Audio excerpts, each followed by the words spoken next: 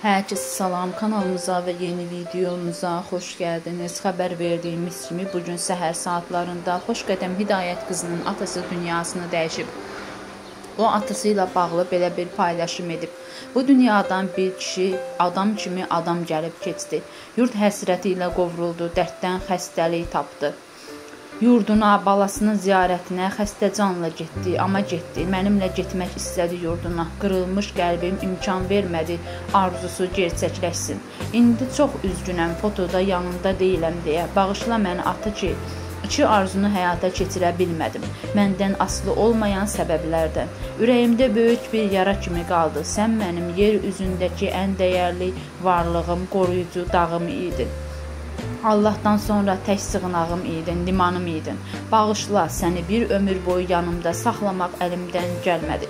Biz də Xoşqədəm xanıma Allahdan səbir diləyirik.